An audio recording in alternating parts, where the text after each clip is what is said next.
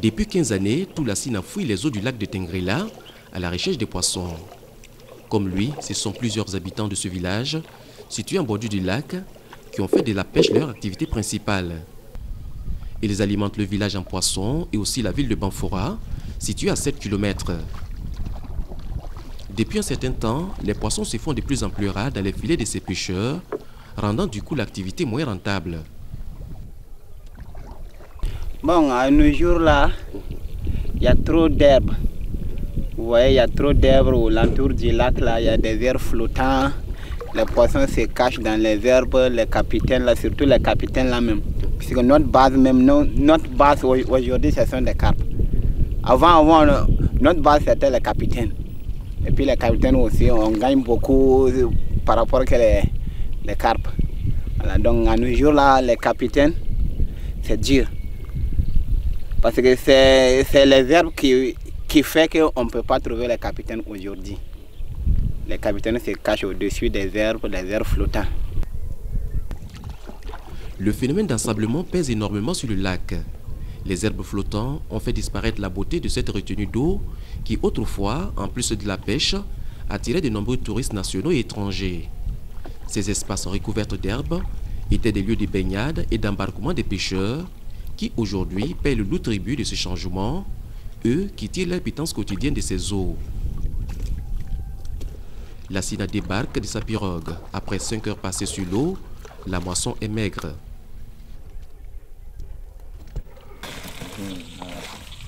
On pouvait avoir des capitaines, même tu pouvais même pêcher jusqu'à 50 kilos.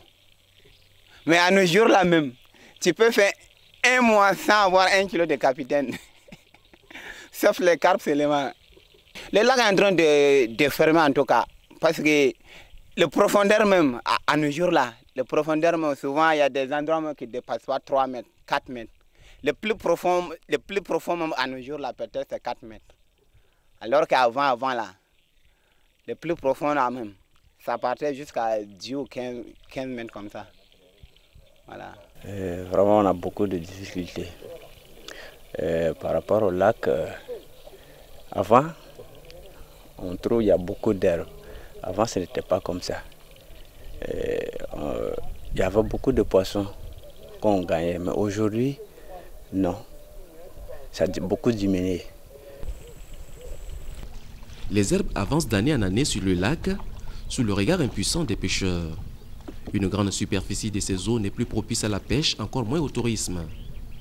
Une inquiétude partagée par les sages du village et les autorités en charge des ressources halieutiques.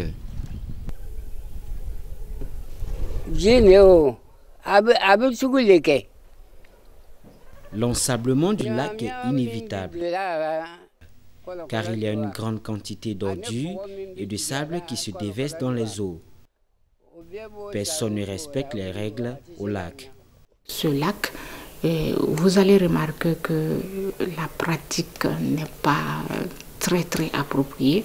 Et quant à l'utilisation de ce plan d'eau-là, et les gens partent jusqu'au lit du lac pour faire de la maraîchiculture qui est quand même proscrit, malgré qu'il y ait des textes, mais bon, les gens sont un peu réticents par rapport à cela.